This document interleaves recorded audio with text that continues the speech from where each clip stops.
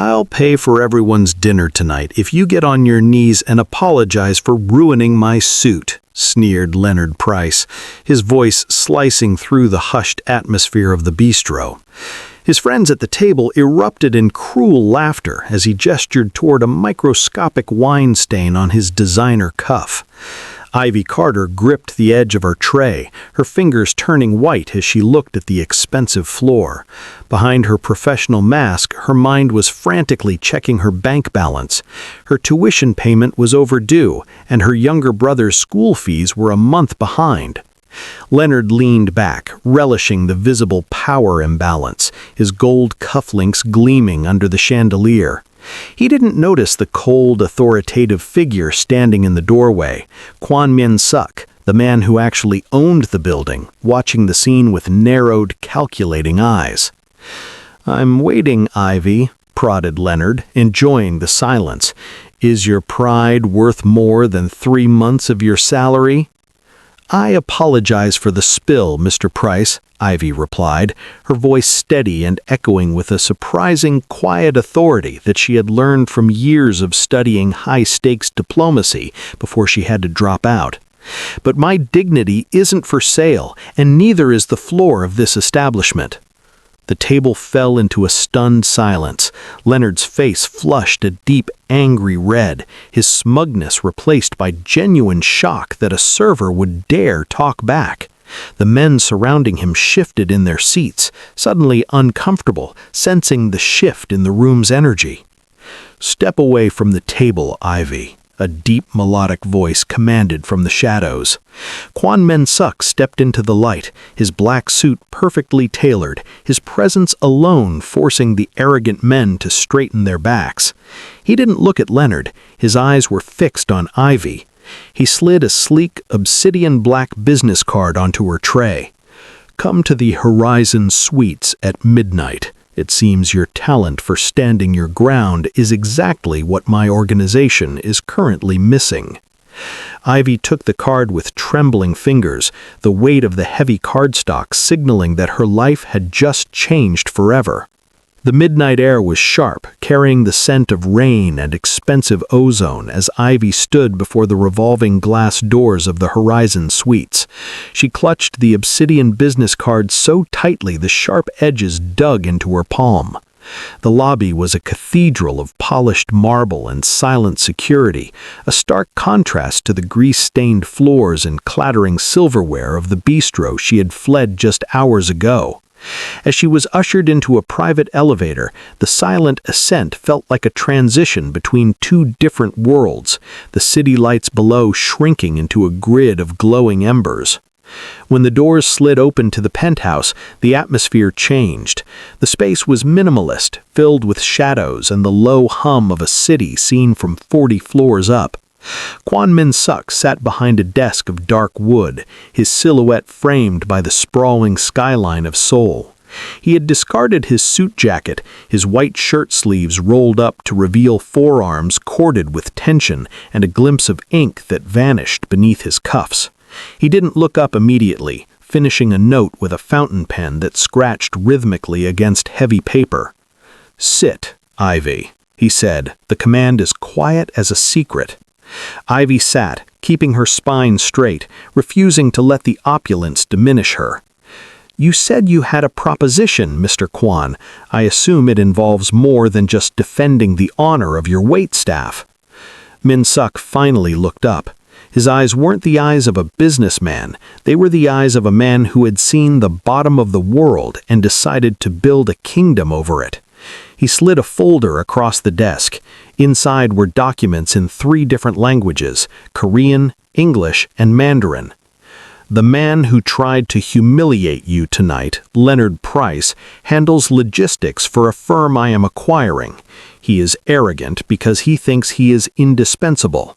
He thinks his ability to navigate international trade laws makes him untouchable." Min-suk leaned forward, the light catching the sharp angle of his jaw. "I saw how you handled him. You didn't just refuse him, you analyzed him. You saw the weakness behind his bravado. I checked your records. You were top of your class in international relations before you disappeared into a blue apron." He paused, letting the weight of her lost potential hang in the air.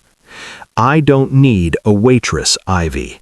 I need a shadow. Someone who can sit in a room, translate the words being said, and more importantly, the intentions being hidden. Leonard will be gone by morning.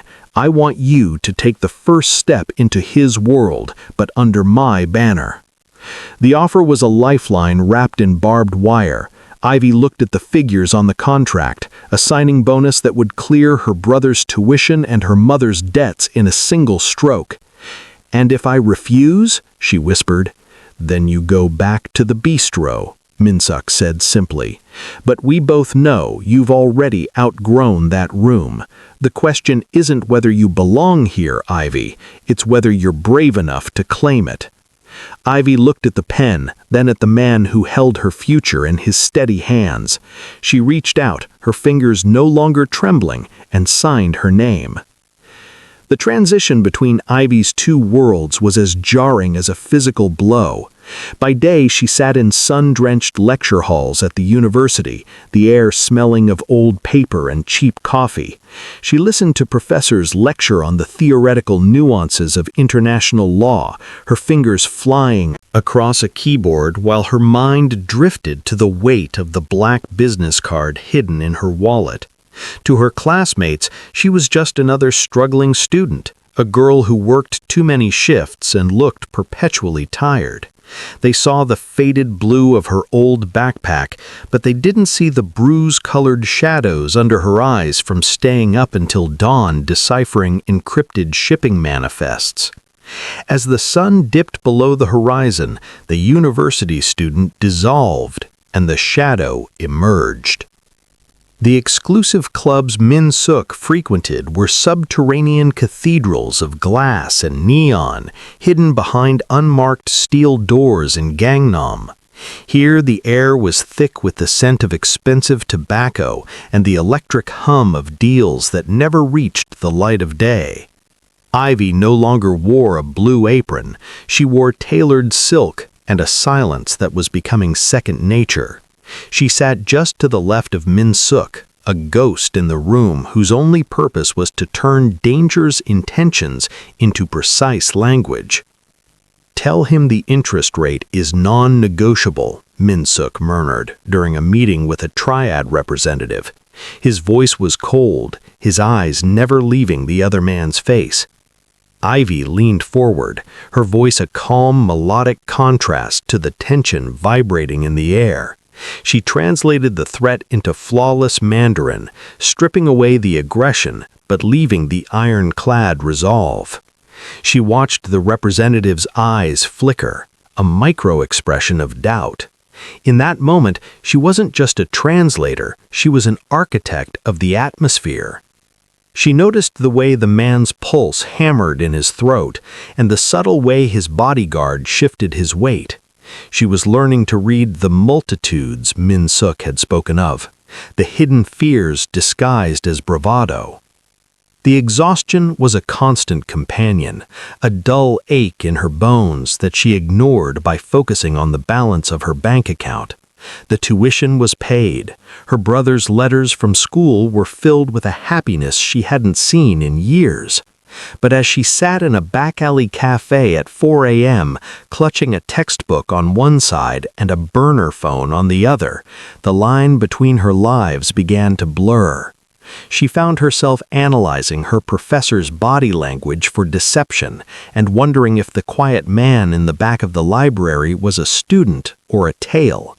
She was no longer just translating words, she was translating herself into a world where a single misplaced syllable could be a death sentence. The air inside the private boardroom of the Celestial Dragon was thick with the scent of aged pu'er tea and the sharp metallic tang of hidden agendas. Across the mahogany table sat the regional directors of a triad-linked shipping conglomerate, their faces as inscrutable as stone. Ivy sat to Min-suk's shoulder, her notebook open, though she had long since learned that the most important details were never written down. The lead negotiator, a man whose skin looked like yellowed parchment, spoke in a low, gravelly dialect. His words were a labyrinth of polite metaphors, but his tone was an insult. He was testing the waters, implying that Min-suk's recent expansion was a youthful overreach that required a mentor's correction, a euphemism for a heavy tax on his profits. Ivy's pen hovered. She felt the sudden drop in the room's temperature. Min-suk didn't move, but the rhythm of his breathing changed. In that moment, Ivy realized the true burden of her role. A literal translation would be a declaration of war. If she mirrored the old man's condescension, the pride of the men behind Min-suk would demand blood before the tea grew cold. She took a breath, filtering the poison through a sieve of diplomatic professionalism. The director acknowledges the complexity of the current climate. He suggests that mutual respect for established territories is the only foundation for a sustainable partnership. He is not seeking a mentor, he is confirming an ally. Min-suk's eyes cut to her for a fraction of a second. He knew exactly what the old man had said, but he was watching how Ivy handled the bridge. By softening the blow without losing the edge, she had given him the space to negotiate without being forced into a violent corner. As the meeting progressed, Ivy realized that power wasn't just in the ability to speak, it was in the wisdom to edit. She watched the way the foreign partners reacted to her version of the truth, the slight relaxation of their shoulders, the way they looked at her with a new, wary respect. She was no longer a mouthpiece, she was a filter, a human shield made of syntax and subtext. When they finally stepped out into the humid night, the city sounds rushing back to greet them, Min-suk stopped by the car door. The neon signs reflected in the dark glass of his windows, making him look like a phantom of the city's underbelly. "You changed his words," Min-suk said, his voice unreadable. "I preserved the objective," Ivy replied, meeting his gaze. "You wanted to provoke him, I didn't let him." A slow, rare smile ghosted across Min-suk's lips, the first time she had seen a crack in the granite mask. "Silence is often the loudest thing in a room, Ivy, but a well-placed lie can be just as quiet. Remember that." As the car pulled away, Ivy looked at her hands. They were steady, but she felt a chilling realization. She was becoming very good at a very dangerous game. The office was unusually quiet when Ivy entered, the heavy oak door clicking shut behind her. Min-suk wasn't at his desk. Instead, he was standing by the floor-to-ceiling window, his back to the room, staring out at the rain-streaked skyline. The cold, impenetrable mask he wore during the day seemed to have softened in the twilight, or perhaps it was just the way the shadows gathered around his shoulders. Ivy set the evening's translated briefs on the corner of his desk, but as she did, her sleeve caught a heavy leather-bound volume perched precariously on a stack of ledgers. It tumbled to the floor, spilling open across the carpet. Expecting lists of names or encrypted coordinates, Ivy froze as she reached down to retrieve it. The pages weren't filled with the cold mathematics of crime. They were filled with charcoal and graphite. She couldn't help herself. She knelt, this time by choice, not by force, and turned the pages. The sketches were breathtaking. The weary face of an old woman selling chestnuts, the intricate architecture of a crumbling temple, and a hauntingly beautiful study of a single withered rose. The lines were aggressive yet precise, revealing a man who observed the world with a painful hidden sensitivity. "I find that the world makes more sense when I try to capture it in lines." Min-suk's voice came from the window, startling her. He didn't sound angry. He sounded tired. Ivy stood up slowly, holding the sketchbook with a new kind of reverence. I didn't know you were an artist, Mr. Kwan. They're full of life. More life than I see in the meetings we attend. Meensok turned, the blue light of the city reflecting in his dark eyes. Art is a luxury for those who don't have to worry about survival, Ivy. My father didn't leave me a canvas, he left me a war. I draw because it is the only place where I am allowed to be still. Ivy looked from the delicate sketches back to the man who had ordered Leonard Price's removal without blinking. The complication in her chest tightened. She had spent weeks convincing herself that her employer was a monster she could simply use to reach her own goals. Now, seeing the raw, unpolished humanity etched into the paper, the line between us and them was blurring. He wasn't just a boss or a criminal. He was a man who had buried his soul under layers of armor to keep his people alive. "You should keep drawing," she said softly, placing the book back on his desk. "And you should keep translating, Ivy," he replied, his voice returning to its granite-hard professional edge. "Because in our world, the moment you stop watching for the shadows is the moment they swallow you whole." As Ivy walked toward the elevator, Ivy realized she was no longer just afraid for her life, she was afraid for her heart. The monster had a face, and it was a beautiful, tragic one. The transition from the quiet intimacy of the sketchbook to the raw reality of the docks happened in a heartbeat. It was 3 a.m. when the call came, a jagged ringtone that shattered the silence of Ivy's small apartment. Meensok's voice was a low vibration of gravel and ice. "Where's something you can move in? The car is downstairs." The warehouse on the outskirts of Incheon smelled of salt, rotted timber, and the acrid tang of industrial chemicals. Inside, the air was heavy, stagnant with a tension that made the hair on Ivy's neck stand up. She followed Meensok into the center of the vast hollow space, where a circle of black-suited men stood under the flicker of a single buzzing halogen light. In the center of the circle, a man knelt on the concrete, his face a roadmap of bruises and desperation. "He was the one leak," Meensok said, his voice devoid of the softness he'd shown in his office. "He sold the route for the shipment to a rival faction. My men died because of his greed." Ivy stood at his side, her notepad and pen feeling like pathetic, fragile toys in the face of such cold brutality. Meensok didn't ask her to translate a document tonight. He asked her to witness a confession. As the man began to beg, his words a frantic, incoherent slurry of fear, Meensok didn't look away. He didn't even blink. Then the violence began. It wasn't like the movies. It was quick, dull, and sickeningly physical. A heavy blow to the ribs, the sound of bone meeting boot. Ivy felt the urge to turn away, to run back to the safety of her textbooks and lecture halls, but she forced her eyes to stay open. She realized with a chilling clarity that the blood pooling on the gray concrete was the price of her brother's tuition and her mother's comfort. Every dollar she had earned was soaked in this reality. When it was over and the man was dragged into the shadows, Meensok turned to her.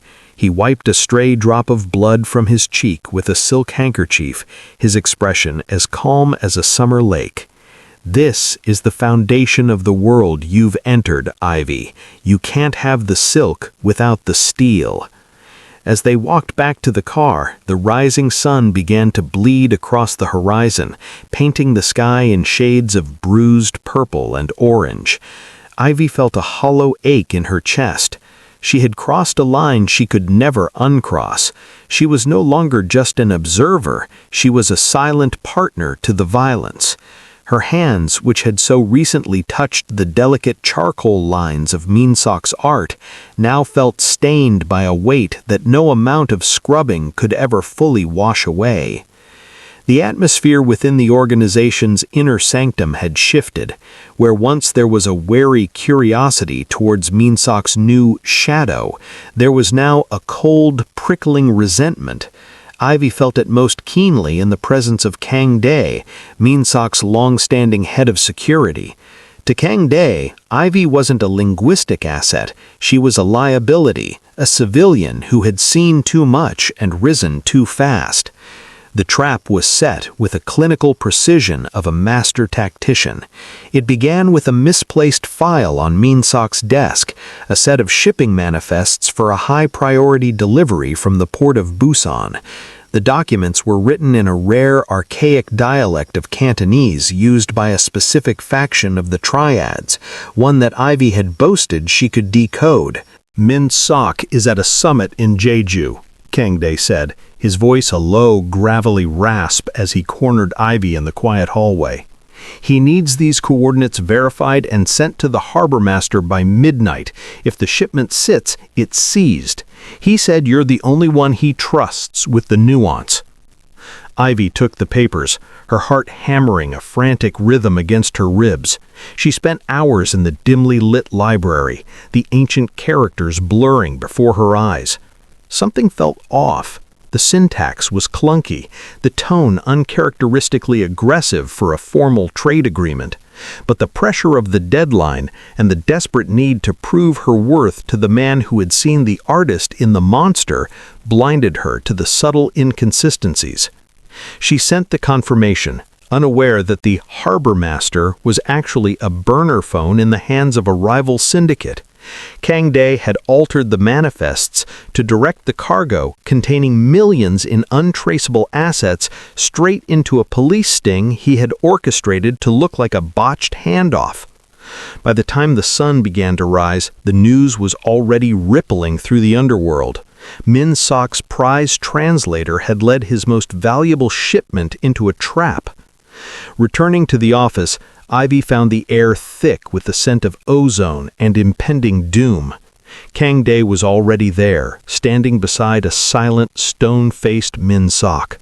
On the desk lay the burner phone and a transcript of Ivy's outgoing message. "She's a plant, boss," Kang Dae said, his eyes gleaming with a triumphant, predatory light. "The girl from the bistro was a Trojan horse. She just gave the authorities everything they needed to dismantle the Busan route." Ivy looked at Min-Sok, her voice dying in her throat.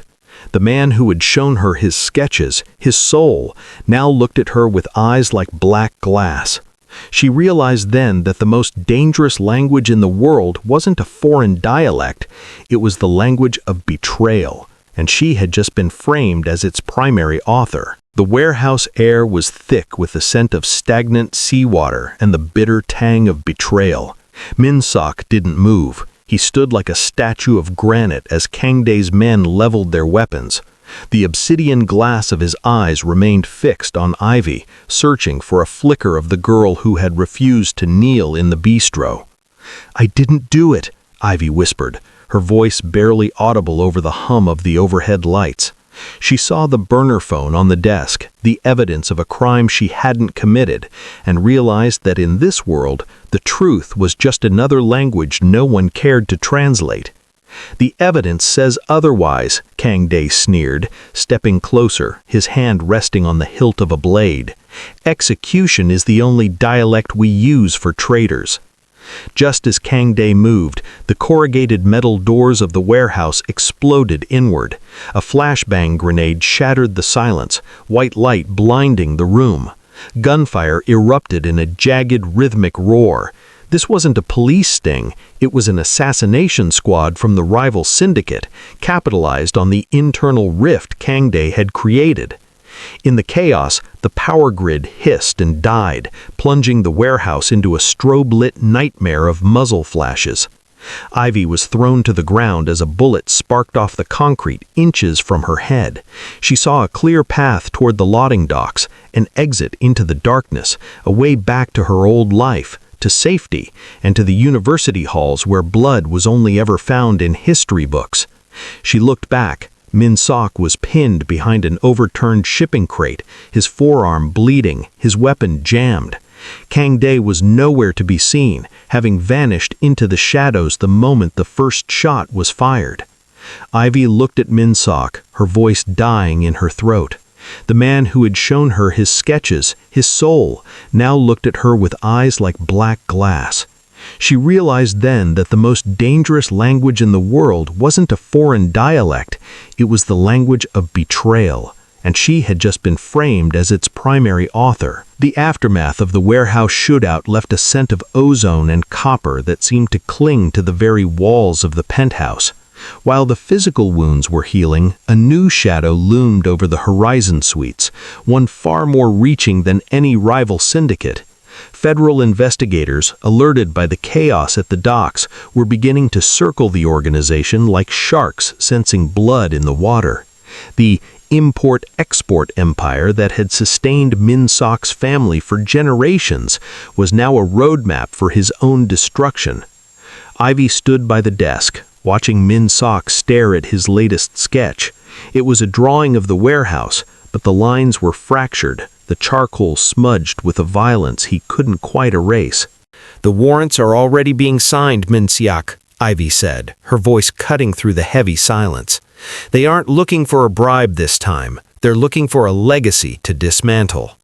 Min Siak didn't look up. "This is how it ends. The steel eventually rusts."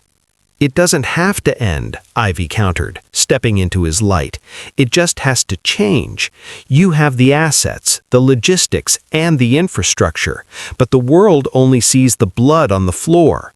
If you want to survive the federal pressure, you have to become the one thing they can't touch, a legitimate powerhouse." She laid out a folder, not of translated threats, but of corporate restructuring. She had spent her nights at the university not just studying law, but looking for the loopholes that allowed empires to shed their skin. She showed him how to pivot his shipping lanes into high-tech logistics and his protection networks into a global security firm. It was a translation of a different kind, taking the raw language of the street and rewriting it in the dialect of the boardroom.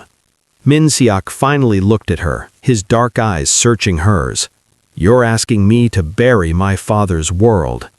"I'm asking you to protect his people," Ivy replied. "The authorities want a criminal. Give them a CEO. Give them transparency that hides the past under layers of impeccable service. It's the ultimate lie, Min Siak, one so big that it becomes the truth." The silence stretched, the city lights flickering below like a promise. Min Siak reached out, his hand hovering over the corporate documents. He looked at the sketchbook, then at the girl who had once been forced to kneel and was now standing taller than any lieutenant he had ever known. "You've learned the most dangerous language of all, Ivy," he murmured, his voice a mix of pride and a deep underlying sorrow, "the language of survival." He took the pen and signed the first of the restructuring orders. The transition had begun. The Mafia boss was dying, and in his place an architect was rising, guided by the shadow who had seen the man behind the monster. 10 years had passed since the night Ivy Carter first knelt in a bistro, but as she stood on the balcony of the Carter Kwan Foundation, she still remembered the cold feel of the floor against her skin. The city below was a sprawling sea of light, but it no longer looked like a battlefield to be conquered. Instead, it was a landscape of potential. The Horizon Suites had been rebranded. The dark wood and shadows of Min Siak's old office had been replaced by glass, light, and the vibrant colors of the art programs the foundation now funded. Ivy adjusted her blazer, the silk smooth against her skin, a symbol of a life earned through the most difficult of translations. She was no longer a shadow or a student, she was the architect of a new kind of power. Under her leadership, the vast resources of the former syndicate had been channeled into university scholarships, medical research, and legal aid for those the world tended to overlook. She had taken the blood money of the past and washed it clean in the service of the future. In the center of the foundation's gallery hung a single framed charcoal sketch, the withered rose Ivy had found in a leather-bound book a decade ago. It served as a silent reminder of the man who had seen her potential and the man she had helped him become. Minsiak had served his time, his transition to legitimacy aided by the meticulous records Ivy had kept and the transparent empire she had built. Though he now lived a quiet life far from the city's noise, his sketches were the Foundation's most prized assets, sold to fund the very dreams he had once been forced to bury.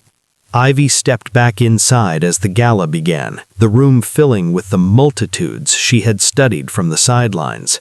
There were diplomats, artists, and reformed youths, people who spoke a dozen different languages but shared a single common goal. As she moved through the crowd, she saw Leonard Price across the room, now a minor employee at a firm that relied on her foundation's grants.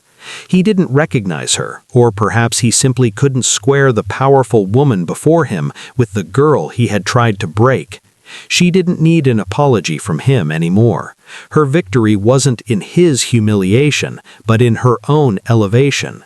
She had learned that the ultimate language of power wasn't a threat or a bribe. It was the ability to rewrite your own story. As the evening's keynote speaker introduced her, Ivy looked out at the audience with a steady, practiced grace. She had started her journey by refusing to sell her dignity, and now she was using that same dignity to change the world. The waitress who had been forced to kneel was now the woman who taught an entire city how to stand.